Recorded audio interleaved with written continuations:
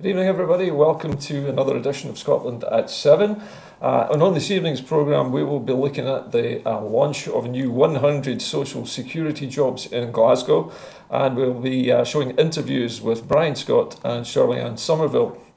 In the studio this evening, my guest, hang on a second, forgive me. My guest this evening is Mary Hunter, I beg your pardon. And Mary Hunter is, of course, a Glasgow City Councillor, and your special interest is in social care, Mary, is that correct? Yes. So hopefully we'll be seeing a little video just shortly of the launch of the 100 social security jobs in Glasgow. Hi Kenny, my name is Brian Scott. I'm a development manager with Glasgow Disability Alliance. We are a disabled persons organisation that covers Glasgow and the west of Scotland, and I'm here today really to support Social Security Scotland in terms of promotion of the job opportunities that are coming up with the new agency. We've been working alongside the Social Security Scotland for some time to try and make sure that we maximise awareness of these job opportunities amongst disabled people, and that we encourage and support disabled people to apply for these opportunities and indeed to support them through the recruitment process. For us, this is a potential significant development that could really impact on the disability employment gap in Glasgow. So we are really keen to, as I said, raise people's awareness that these opportunities are coming up and get them into work. So tell us then a wee bit about that employment gap. How big of a problem is that, and what's happening with the Scottish Government and Social Security Scotland to bridge that gap? Yeah, the disability employment gap it currently stands around 35% or so. So 45% of disabled people who are looking for work are in employment compared to over 82% of non-disabled people. We're working alongside the Scottish Government and a range of partners and stakeholders to address that disability employment gap. In December last year, the Scottish Government produced an action plan on their ambition to halve that disability employment gap, and there's a significant amount of effort going into identifying things we can do to support more disabled people to get into work, to stay in work, and indeed to kind of advance in work. So we're confident that with this kind of commitment and a partnership approach, there will be an impact over coming years on the disability employment gap. Could you tell us then some of the specific measures that the Scottish Government is taking that maybe other bodies could start thinking about?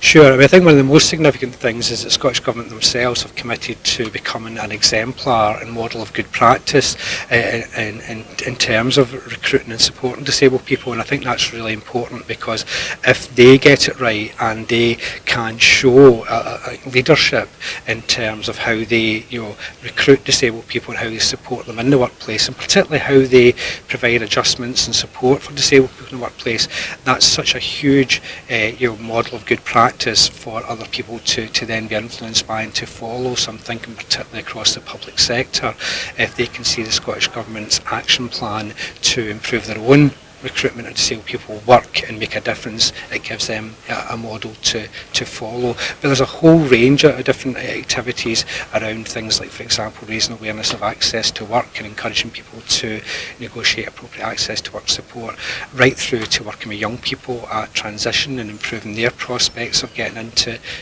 employment as well. So we're confident that it may take time, but there's a definite commitment there to make change, and I think the Scottish Government should be given credit for showing leadership on this, and we're working alongside them to try and achieve that. Could you talk a wee bit, if you could, about what benefits having a more diverse population in the workforce can do for an organisation or for the country?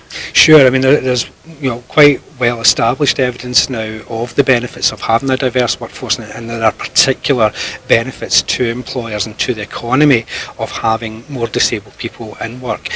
one of the things is that disabled people, because of their life experience and the barriers that they've often had to face and to overcome, have got many of the key skills that employers and the economy, values. So many of them have great problem-solving skills. They often have great kind of creativity and initiative. And one of the things that's been well established is that disabled people actually have a much better attendance record and timekeeping record than sometimes their non-disabled peers. So they can bring a wealth of experience and assets and a new perspective.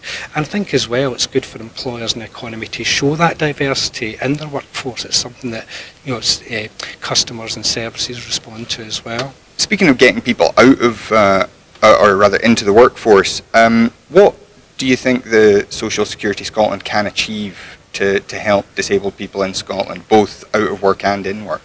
Well, I think there's a number of things. I mean, I think in terms of as a potential employer, it's going to be hugely significant. I mean, we're talking about potentially hundreds of jobs, both in Glasgow and Dundee and across the country, and to have an employer that is committed to ensuring that those job opportunities are as inclusive as they can be and is open to disabled people is a huge step forward. And it's I do feel confident can make a significant impact on the disability employment gap. But we recognise there's a lot of disabled people who will be out of work and who are claiming health related benefits. And I think the new agency's commitment to treating people with dignity and respect and to seeing Social Security as a right and something that people are entitled to is really hugely significant, because it's such a different attitude than maybe disabled people have encountered in the past, where they've often been portrayed and viewed as welfare benefits scroungers and so on. So we're confident that the agency will have a different approach to how it supports people who are claiming any disability or health related benefits, and that can only be a good thing. Are there any sort of targets in place regarding the percentage of disabled workers we'd be hoping to see, or is that something that you think is an important thing for companies to do? Yeah, there's been a lot of discussion about that, and last year there was a consultation with the public sector on whether we should have targets around the recruitment of disabled people. There's mixed views on it. We certainly, as a disabled persons organisation, feel it would be an important development and something that would focus the minds of those who are looking at this agenda. But at the moment there is no specific targets for employers, and certainly not for the public sector. That said, I think the Scottish Government kind of commitment to monitoring and demonstrating that they are actually improving their recruitment and retention of disabled people is something that will be tangible and measurable, and I think that will be something that will influence others. There's huge challenges around targets, and one of the things we want to make sure is that if employers are recruiting disabled people, that it's the broad range of disabled people. We don't just have people with kind of minimal support needs and those who require very little in terms of adjustments. We need to ensure that full broad range of impairments are represented in the workforce, including those who at the moment are very underrepresented, like those with mental health issues or those with learning disabilities. So that's what we're kind of working towards. Now, we're here to talk about these 100 new jobs in Social Security Scotland at this new base in Glasgow. Could you tell us a wee bit about what impact you're hoping that these jobs and this new base will have? Well, I'm delighted that Social Security Scotland will soon be opening the recruitment for 100 additional posts. We've already got people in our Dundee headquarters and in our second office in Glasgow. We've started our recruitment across the country. This 100 new additional posts in Glasgow will be a real benefit to the agency, and these people will be here to deliver the 7 benefits that the agency will be delivering by the end of this year. So a really exciting opportunity for people to come and work in our new public service. What do you hope that this agency is actually going to do? What difference is this going to make in the lives of the average Scot, do you think? Well, we are delivering a new public service here in Scotland, and we're doing things very differently to the current UK welfare system. Our social security is an investment in the people of Scotland, and we're delivering that public service through dignity, fairness and respect, and encouraging people to come and work for the agency so that the agency can reflect the people of Scotland. And that's why we're looking for people from all different backgrounds, all different parts of Scotland, to think about applying for the agency if you've got the right attitude, if you want to deliver that key public service for Scotland, then please have a look and see whether you would like to apply and work for it. What are these jobs going to involve? What is the work involved with these jobs? What are these people going to actually be doing? Many of the people that will be employed through these 100 additional posts will be client advisors, so they'll be having direct contact with clients to ensure that they are getting the information that they require, because it's so important that we don't just deliver the benefits, but we encourage people to apply and we ensure that everyone that's eligible will get that help. So speaking to some of the people who already work for Social Security Scotland that are here today as client advisors, they already talk about the positive experience that they've had, the rewarding nature of the job, because they know that they're delivering a good public service and they're delivering for the people of Scotland. And I hope that that's an encouragement for others to also join the agency as well. We talked briefly to Brian earlier. What efforts is the Scottish Government making to recruit a diversity of people to these roles? Well, it is very important that the workforce of Social Security Scotland reflects the people of Scotland. So we are making very, very strong efforts to ensure that we are encouraging applications from disabled applicants, from those with carers experience, all different age, all different backgrounds, to encourage to apply. And if we do that, and if we show and we can demonstrate that this public service is open for everybody in Scotland to apply for, then I hope we genuinely will have a public service that does represent the people of Scotland, because in that way then we'll deliver a very, very good high standard of service for those who will need to contact the agency in the future. Shirley-Anne Somerville, thank you very much for your time. Thank you. So there we have Shirley-Anne Somerville concluding that recording from this afternoon's launch of the 100 new social security jobs in Glasgow. With me in the studio to discuss today's developments is Glasgow City Councillor Mary Hunter. Mary, what's your reaction to hearing this news that we now have our own social security department, our own welfare department in Scotland for the first time? Well, I think it's actually really important it's called Social Security Department, because that's what it's about. It's not welfare. I think the kind of connotations of welfare can be quite negative. So I was really glad when they decided to call it the Social Security Department, because that's what it's about. So you believe actually that the naming of this is significant? Yeah, and it's about trying to move away from those negative connotations that welfare has.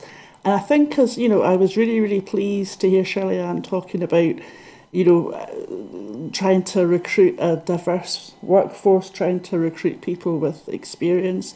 And I think it's also been a real strength that as this agency has been developed, they've been working with people with lived experience of the system, and making sure that people who've been through our social security system and have insights that perhaps other people don't, that they've been involved every step of the way in actually developing the system. I think that's going to ensure that it's much more in tune with the real needs of people using the system than perhaps the kind of Westminster. So can I ask you, do you believe that this method of recruiting people, and specifically looking for people with this life experience, do you think this is unique to the Scottish Civil Service, or to the Scottish social services, or is it more widespread across the UK? Is this something new, in other words? I'm not aware that there's any consideration given to that at UK level. There may be. I'm not aware of it being something that they've had a particular focus on, in the way that there has been a particular focus on that in Scotland. One of the things because I'm a little bit of an old socialist, and I understand what you mean by the difference between social security and welfare or benefit. Both of these terms obviously have the connotations of being given something, as though it was a handout for nothing. Whereas, as you say, that the social security aspect of this is giving people the security of knowing there's a safety net. Yeah.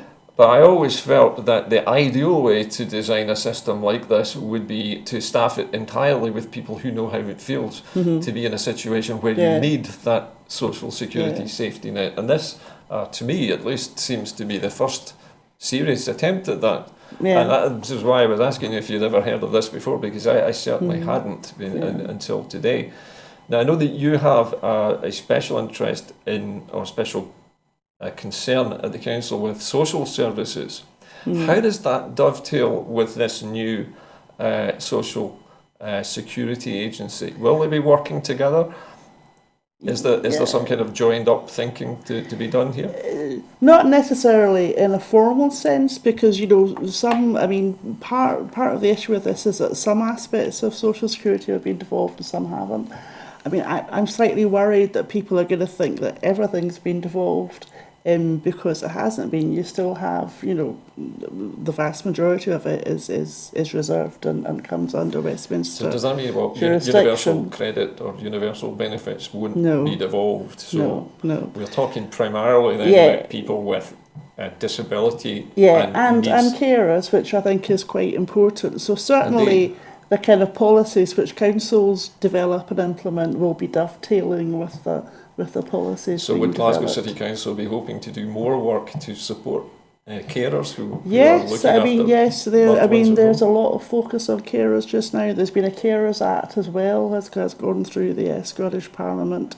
So that's helped councils to, make sure that they're embedding, carers in decision making. I mean, that's something I'm really keen on anyway. I want to have carers, being really central to decision making within the council. But there's also, a lot of focus on that coming through the government side as well. The next little topic that I wanted to speak about today is related to this development with social security today in Scotland, and that is the setting up of the Scottish Welfare Fund. Now this, as far as I understand it, is a Scottish Government scheme being set up to provide assistance, I guess, for welfare. How will that be administrated? Do you know how the Scottish Government plans to That's actually been in place for some time. It was a replacement for previous funds which were administered by the UK government, and it's essentially a kind of emergency fund for people. So this is like for those in dire need who maybe been sanctioned and they have no other recourse for funding. It's the kind of situation where somebody needs a new cooker, or there's something they just don't have access to the finance to an buy, emergency fund, but they really need it. It's also been used to deal with people who get sanctioned. Basically, folk who are just essentially in a state of urgent need. They can't exist or subsist without help. I remember many years ago, during the 1980s, when Mrs. Thatcher had decimated most of her industries, that many people on the street where I lived who were unemployed and were desperately in need, many of whom were not entitled to benefits at the time. And the only way you could get a new cooker or something desperately needed, like a fridge or a cooker or a bed, was to actually go to charities. And there used to be, there was a church charity, I don't remember the name, it was something like St. Paul, or it was one of the saints, I remember. But they were the people who provided this welfare. And now, we have a Scottish Government scheme which basically replaces. I signed on during the Thatcher years, and it was actually a better system in a way. I think we kind of associate the Thatcher years with. They were terrible, but I think a lot of people perhaps don't really appreciate that the way the changes that have been made to the social security system in the UK. Can I ask you? It's much worse now. It's much tougher now. So, indeed, yeah. The sanctions that's behind. That's behind a lot of the demand that ends up with.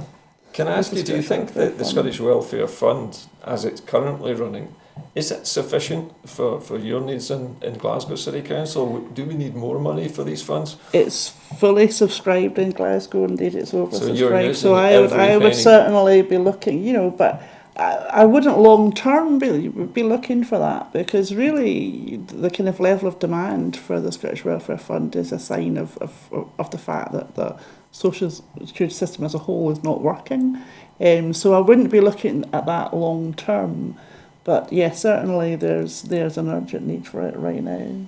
And based on what you've seen so far of the new social security service that's being set up in Scotland, if Scotland becomes independent in the next 2 years, because it's looking more and more likely now that there might be another independence referendum very soon, if Scotland does become independent, would that social security service be capable, do you think, or able to ramp up its efforts and scale up its offices and the numbers of staff in time, do you think, to deal with that? Would there need to be a long period of transition, do you think?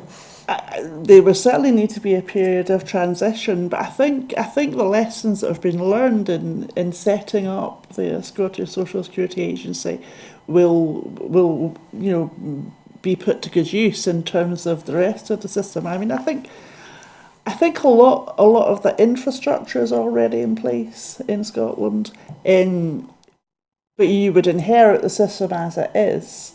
And clearly there are a lot of things that would need to be changed about that. And I think you would have to do that incrementally, because you couldn't just do it overnight, you know. If we indulge in a little bit of fantasy here for a moment, if you were in charge of Scotland's social security service and it's 2025 and the country's independent, how would you simplify the system? What do you think would be the best way to simplify the immense range of different benefits and credit payments and all the rest, all the sanctions and conditions? How can we streamline that? Well, I would remove conditionality, which is what leads to sanctions.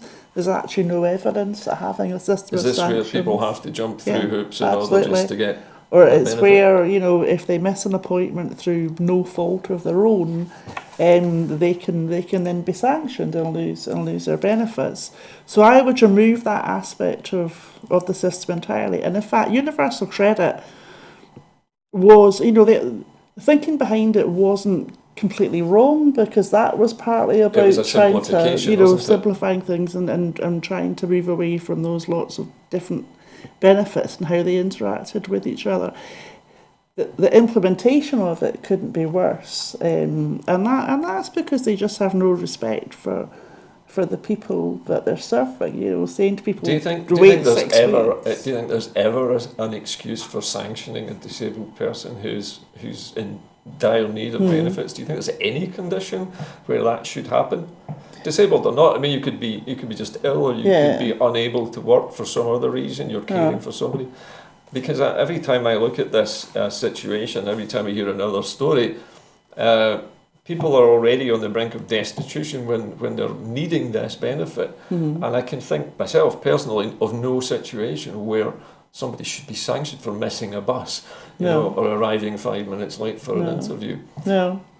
My view on it, it's been shown that your sanctions don't work, and sanctions actually cost more to implement than they save. So the only reason for having them is to make the experience of claiming benefits as unpleasant as possible. Even for people who have no option because they cannot work, to make them feel guilty and to sort of criminalise people for being poor. It's also about trying to push people who can work, pushing them into zero hours contracts, that kind of thing. It's kind of just saying, it's just the government wielding its power against the most vulnerable people in the country. That's basically what it is. I learned to my horror a few weeks ago that the British government defines employment as 1 hour of paid work in a fortnight. It's classified as employment. So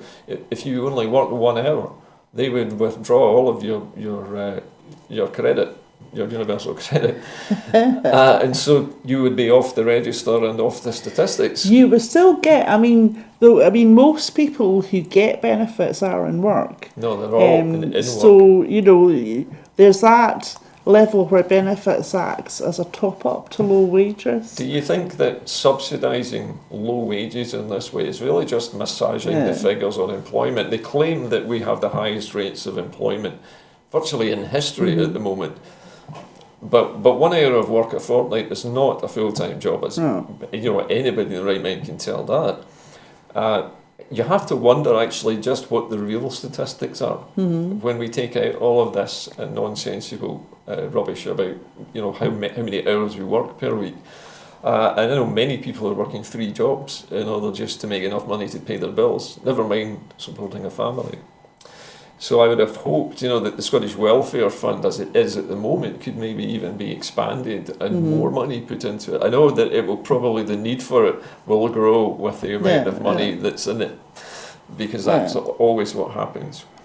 How do you think, if you were designing a new system, let's say your social security staff in your new system, would it not perhaps be more beneficial to actually ask the person who is either unable to work or unfit to work what their actual daily needs are, and maybe ask in their own home instead of making them get a bus when they're unable to walk properly, or you know, or they're gasping for breath? Surely we could go to people's houses and actually look at the way they live and make the decision based on what's actually there, not some idealised notion of how much money you should have to live on. Do you think that would work? I think you will always have to have a notional amount of how much money somebody needs to live on, because it needs to be an equitable system. So you will have to have, you know, some rules around that. But certainly I think the system needs to be essentially a supportive one rather than a punitive one. The kind of UK system essentially assumes that people are at it, you know. And I'm sure there are people who are at it. You will find people who know how to play the system, but most people aren't. So you need to have a system that works for most people, rather than assuming because some people might be playing the system, you have to try and prevent everyone playing the system. And that's how you end up with people ending up, you know, being sanctioned and having no money for weeks on end. Just on the back of this question, would you support the idea of a universal basic income in Glasgow?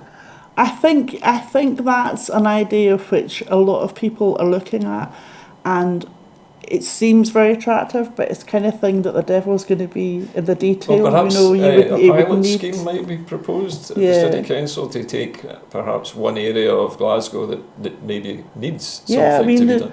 There is work being done in Glasgow to look at whether we could pilot a universal. Or maybe not in one area, but spread it across the city so that people don't try and move into the area where the pilot scheme is going on. I mean, it is a really attractive idea, you know. So I mean, I am in principle in favour of it, but I wouldn't, you know, make a commitment, because I do think you need to look at how it works in practice. You would and you need to want look to at the see details. some evidence really before. I understand. Okay. Now the next subject I have for you this evening to talk about is homelessness, and moving from or moving to a housing first strategy. Now, what are the benefits and issues for councils and homeless services of this new strategy of housing first? So the first priority for the homeless person being to find them somewhere to live, basically. How do you feel that is going to change things? Housing first is a very particular approach for people with multiple and complex needs. So you're not talking about the whole homelessness system. The vast majority of people who become homeless and go to a council basically just need a house. So there's a lot, I mean, we've had a lot of problems in Glasgow with our homelessness system, so there's a lot of work being done to improve the throughput so that those people who just need a house essentially are getting into permanent housing more quickly. But there's also a strand of work which comes under the housing first heading, which is for people, as I said, with multiple and complex needs. That could be people with mental health issues, it could be people with addictions, it could be people who've come out of the criminal justice system, it can be all three. And those are people who, under the traditional model of homelessness, were highly unlikely to get a permanent tenancy because they weren't seen as being tenancy ready. So they tended to end up in emergency or temporary or kind of specialist accommodation. your hostel type provision essentially. And many of them actually got trapped in a cycle of being in and out of homeless services, rough sleeping, sometimes being in prison, sometimes being admitted to hospital. So the Housing First approach takes that idea of somebody having to be tenancy ready before they get a permanent tenancy and turns it on its head. And they say, well, no, give them a permanent tenancy as soon as we can. Give them and that then security. you provide the support to them where they live. So it's a relatively simple idea, but it is quite a revolutionary change in terms of how homelessness services are delivered. When it comes to funding something like this, is there enough money coming from Scottish Central Government, and is there enough flowing into the local authorities to cope with this new strategy? Do you have enough money, in other words, to implement this successfully? We are implementing it. As a council, we've put our own money into it as well. So we've got, I don't know the exact number, but roughly, well over 100 individuals are being moved through. How are the Housing organisations First and the system. agencies which normally deal with those homeless people, how are they reacting to this change in strategy? Instead of triaging, as it were, to basically make the person ready to be a tenant, to making them a tenant first and then sorting out their medical or their substance abuse or whatever afterwards. How are these organisations reacting to the changes? We've got a good buy-in from the third sector across Glasgow, both in terms of the housing associations, registered social landlords, because Glasgow doesn't have any houses. All of Glasgow's houses were transferred. So we need, we absolutely have to have that kind of partnership working with the registered social landlords in the city, which, they have absolutely bought into the Housing First approach. So we've got good support from them. Have there been any organisations who have... And for the other organisations who have been providing building-based support, this, even though we will see, we won't see all of it. This isn't going to be for every single person. There'll still need to be a level of building-based support for people for whom Housing First isn't understand appropriate. that some of the organisations, not all of them, but some of them have been complaining about losing some of their funding through this, presumably reallocation of the existing funds towards Housing First. Have these... I was going to say allegations, but have these issues been resolved, or are they still in the process of being resolved? They're still in the process of being resolved, because there will be opportunities for organisations who have been providing building-based support to provide the support to tenants within their own homes. So effectively, it's a different way of providing support. Rather than somebody going and living in a building and being supported there, they're living in their own home and the support is then wrapping around them. But it does mean that you start to decommission, and it'll probably be roughly about half of the kind of building-based support within. So you think like a lot of these halfway houses and these temporary shelters will probably become disused or scaled right down? They'll start to be, we've already started to decommission some services, and that is difficult. It's a difficult decision. So that it's also symbolic of a big change in attitude also, because if this new scheme works and you house people first and then help them sort the problems out afterwards, then we should be able to pretty much take everybody off the streets. Yes, with that's time. The aim, even if the problems are not sorted, but at least they'll have a roof over their heads while things are being... We will never completely end rough There'll always sleeping. Be runaways, there'll always be people but who we step want out to of get, society. We want to get to the point where nobody's staying on the streets. You can never say that there won't be anybody on the streets. You don't want them to have no other option. So you might have somebody sleeping a couple of nights and would it be right in saying that... But not permanently, Would it be right in saying that the new social security system will be paying their rents directly? Will that be part of it? Or does it come under universal credit under the Yeah, I mean, reserved powers. The of Westminster. likelihood is that most of people going through the Housing First approach will be on benefits. So yeah, their rent will be paid for.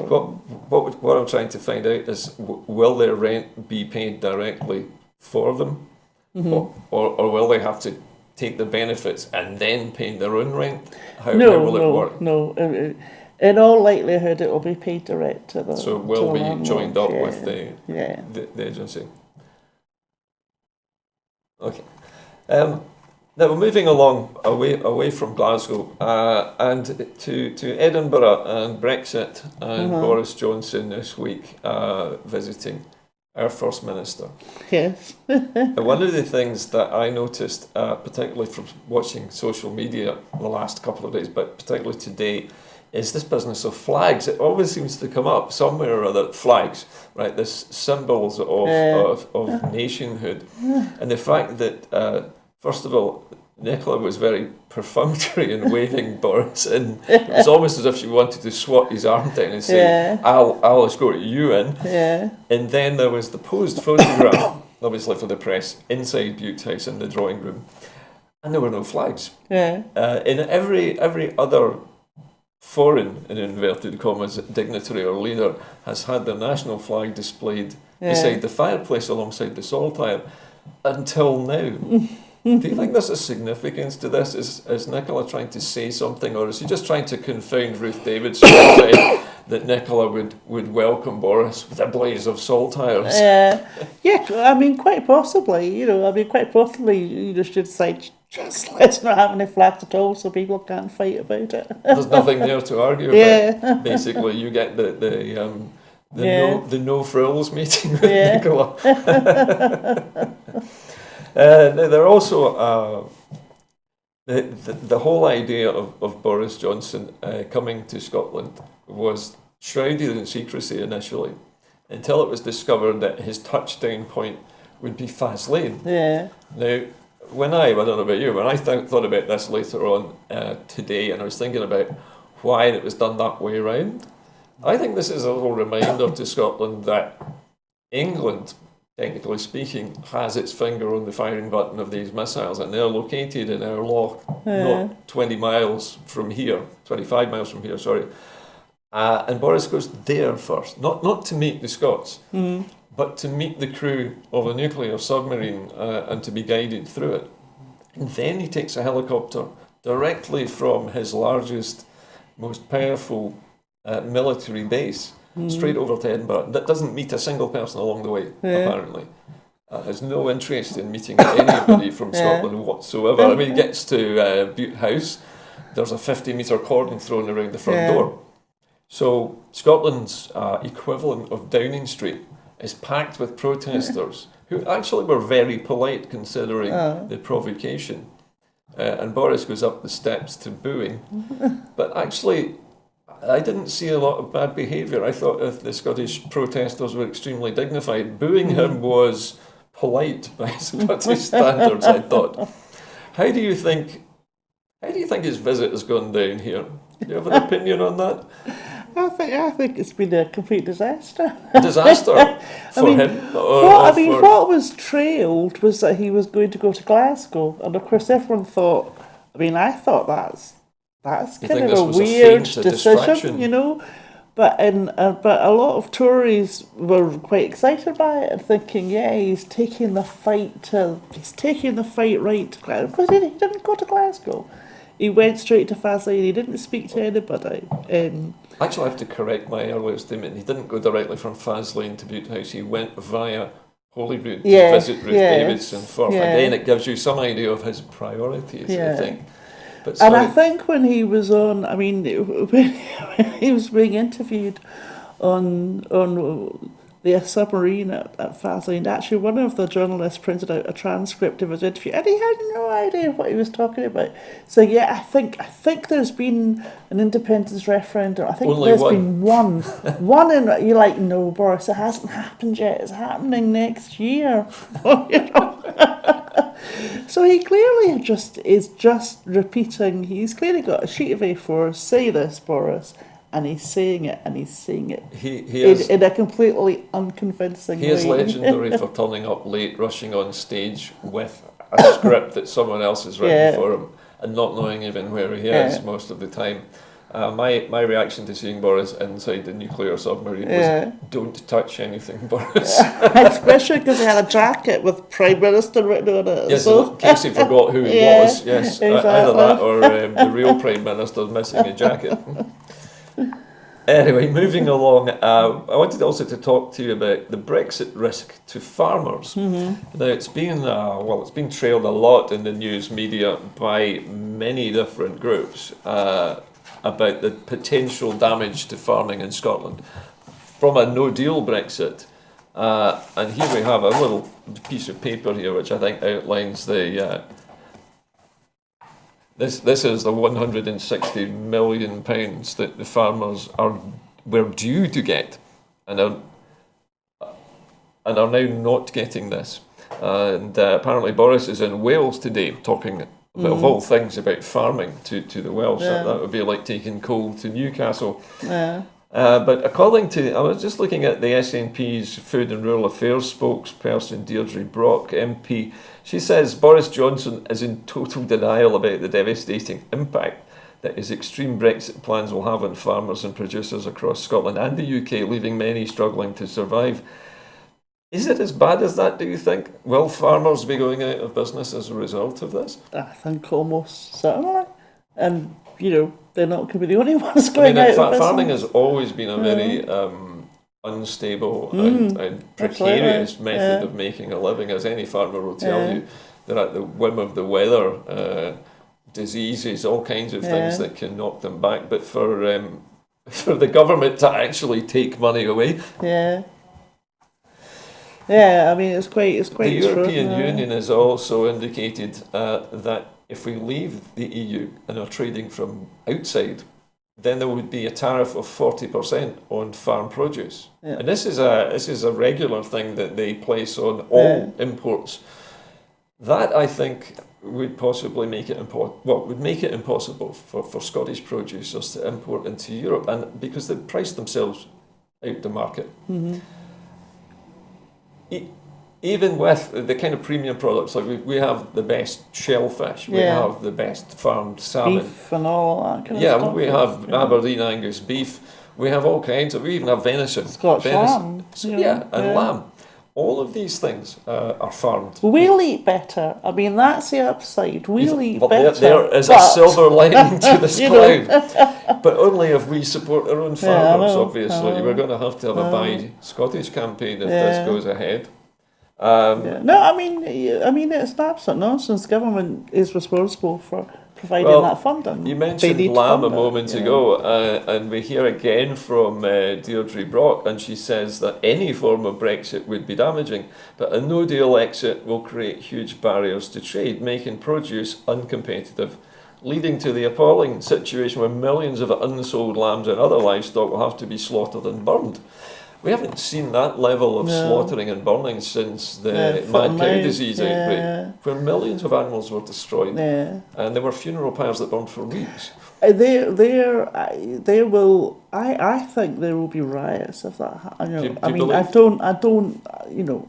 I don't like predicting it, but I think that will just be an outrage. I honestly think that Scottish farmers will do what the French farmers used to do. They'll drive their tractors all the way down to Westminster and dump manure in front of number 10, because what else can they do, There are a number of issues there. There's the waste, there's the issue around farmers. There's also an animal rights issue there, I mean, I'm not a vegetarian, but the idea of a slaughter on that scale, I would find profoundly disturbing. Well, not only is the British government planning to do this, right? This no-deal Brexit where we make our meat uncompetitive and have to slaughter and burn animals, but now we're also hearing that the British government is seizing powers over environmental protection in Scotland and over the use of agricultural chemicals in Scotland. And they want to bring in GM crops into Scotland, and they want to permit fracking. all of these things are precisely the kinds of polluting and damaging processes which Scotland and the European Union have fought for so long to prevent happening. Now the Tories are talking about it as though it was a utopia. I mean, I'm not sure how many people know that, you know, Scotland is able to be GM free because of the EU. Yes. You know, because the EU actually, you know, brought in a kind of process by which countries could decide whether they wanted to remain GM free or whether they wanted to go down the GM road to a limited extent. You know, and so that EU law is what protects Scotland, or what has protected Scottish farming, and it's not necessarily about thinking that, you know, GM food is fratricide food or whatever. You know, it may well be safe, but consumers don't want to eat it.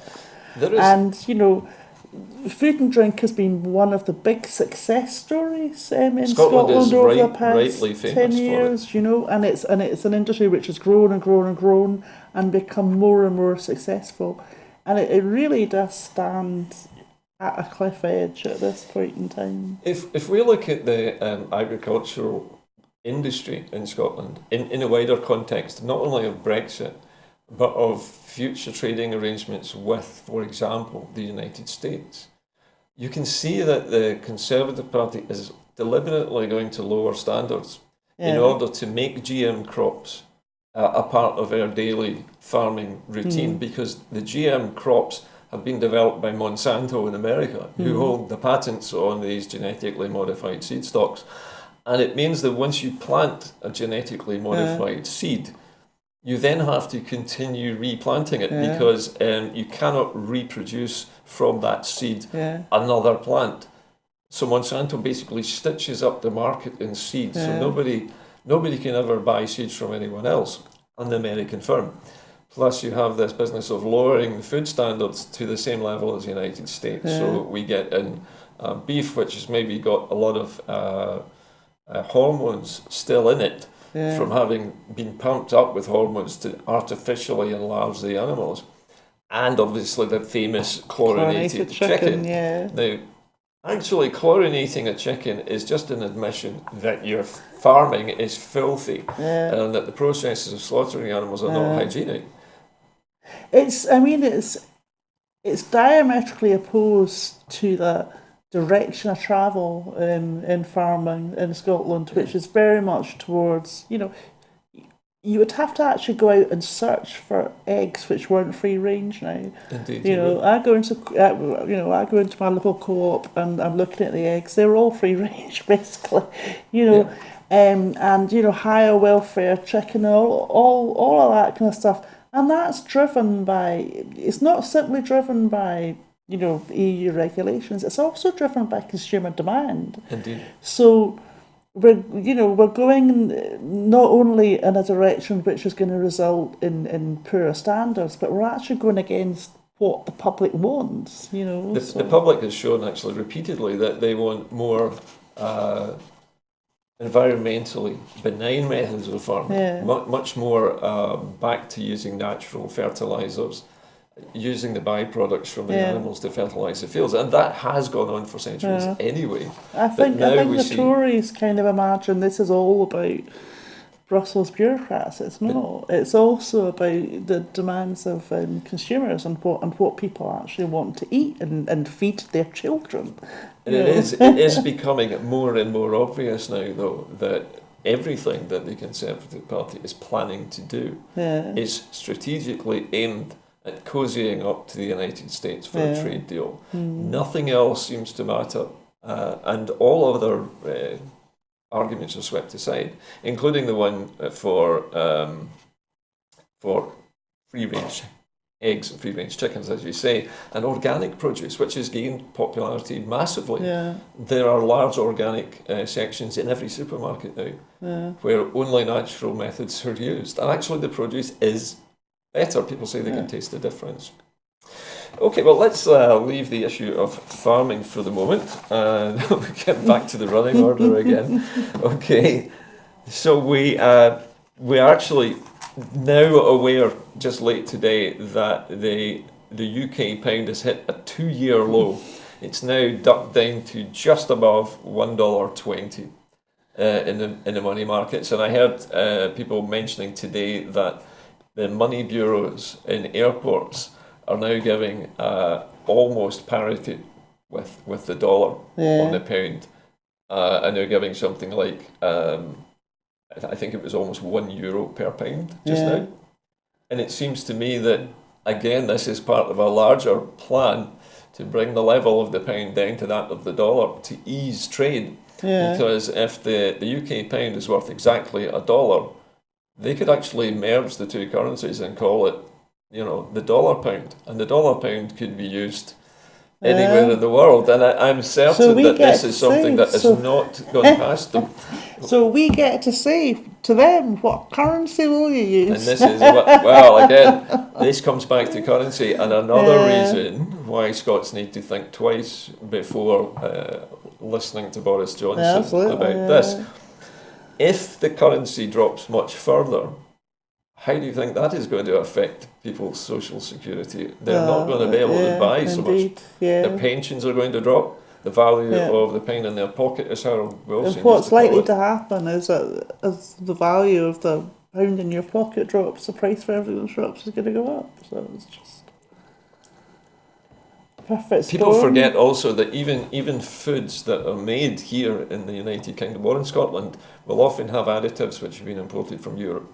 And from other parts of the world as well. I mean, one of the major substances which is used in the preparation of foodstuffs is things like maize, where you're using cornstarch, which is a very commonly used commodity. That and corn syrup, which America has masses of, it's basically sugar. All of these things, where you have to buy from abroad, they're all going to cost more if the pound is worth less. I'm curious. You actually think that there might be food riots or farming riots? I think for me, if we I can just imagine. I mean, there's lots of things where you think potentially, this could lead to civil unrest. But to be honest, I imagine if we get to the point where they start burning thousands of lambs at the same time as people are worrying about if they're going to be able to eat, where we've got people at food banks and they're just angry. Basically, you kind of put together just that phenomenal waste based on nothing but sheer stupidity, and the fact that they're willing to. I mean, I read in the paper the other day, one of them, I can't even remember which Tory it was, but kind of pretty much saying, it's fine, we can borrow money to deal with a no-deal Brexit. Oh, fine, you can borrow money to deal with a no-deal Brexit. You can't borrow money to actually, deal with poverty, but you can borrow money to deal with a no-deal Brexit, which is going to increase poverty. So I think, I feel all of those things would come together, plus just the fact that it would be extremely distressing if you had they used to say that human beings are three meals away from revolution, because if you miss a day's food, you're going to get very angry very quickly if it's someone else's fault. Exactly. And you forget that we don't experience starvation and hunger in this country. But you ask anybody who does, and they'll say that people will fight each other. I mean, there are people who are not faced with starvation, but are faced with food insecurity on a weekly basis. And they don't know if they're going to have enough to eat, and whether they might have to forgo a meal so their children can eat. Absolutely. We've seen the whole growth in food banks. So the idea that at the same time as people are facing that level of hardship, we're going to be destroying thousands and thousands of perfectly healthy animals just because of this just for a madness, absolute madness of trying to deliver something that can't be delivered. But our last subject this evening on the running order is: do you think that the Scottish Tory MPs will obey Ruth Davidson's whip? Not a chance. You think they will? You think they will? They will stick with Yeah. the London. I mean, the Tories are split on Europe in the same way that the UK party is split. You have, real Boris fans within the ranks of Scottish Tory MPs, and quite possibly amongst their MSPs. I thought it was interesting that Ruth chose to kind of write an article about how she was opposed to a no-deal Brexit. I mean, she's quite obviously quite right to be opposed to it, but it was interesting that she was trying to assert her authority over the rest of the party. I don't believe she has any. I just don't. I think she's left it too late, personally, absolutely. and it seems to me that she's waited till the last possible moment to draw her line in the sand. Yeah. But basically, the line in the sand stretches from the Solway right across the border. Because and it's also, so what? You're saying I'm against it. So what? What can you do? But Your MPs will go in and vote the way that they're whipped to vote. That's MPs for you at Westminster, but it's a different situation for Ruth at Holyrood, because she is not dealing with MPs there. She is dealing with people who are getting a salary for being Scottish politicians. And I mean, she's already threatening to split the party, and there are rumours at the moment that they're registering the Scottish Conservative Party as a new party with the Electoral Commission. I don't know if this is true. I've yet to see some verification. Have you heard of it? I know there's been a lot. Is it just talk? I know there's been a lot of discussion around having a kind of separate Scottish party. I think they're quite far away from doing it, but I think financially they probably could make it work. I mean, that was always the issue with kind of Scottish Labour. Are there enough of the, shall we say, the old-fashioned Scottish version of they've got, I mean, conservatism? A, they've got quite a lot of donors, and B, I also think they've got a fair amount of cash kind of squirreled away. So financially, it would be viable, whereas financially, a kind of completely separate Scottish Labour Party actually isn't viable. It would be fascinating if they've had this strange situation where Ruth Davidson has separated the Scottish Conservatives from the British Conservatives. Then there's a referendum on independence. Which side do you think Ruth will choose? Well, I think she would choose the Union. You do? I do, which is Remember, she wants to maintain her job. Yeah. And her salary. I think she would. I think she would choose the Union because I think she's a unionist. Whether future Tories coming up would hold that line, I don't know. If she were to drop the word unionist from the Conservative parties, because it was, I think somebody was told me that it was Ruth who introduced the idea of. She reintroduced it, I think. That was what it was. Yeah. To remind people that it was the Scottish Conservative and Unionist Party. That if she drops that, that leaves the door open for her to change her approach to independence. The Unionist in the Scottish Conservative and Unionist Party was referring to Northern Ireland.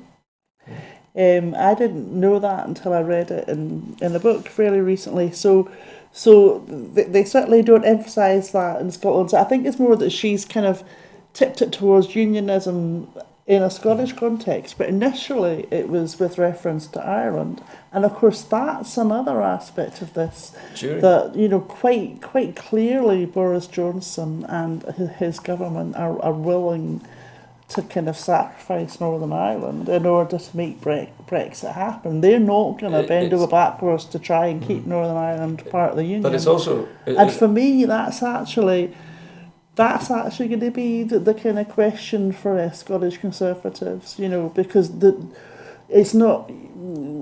I think for them, the prospect of a united Ireland is almost as much of a threat as a prospect of an independent Scotland, because I think their unionism encompasses Northern Ireland as well. A threat to the people in Northern Ireland, or a threat to London? To the Union, because I think in their heads, the Union is a union of Great Britain and Northern Ireland. So yes, they're opposed to independence of Scotland. I think they're also just as opposed to a united Ireland, but you have Boris Johnson down in London saying, we're getting rid of the backstop, we don't care, you know.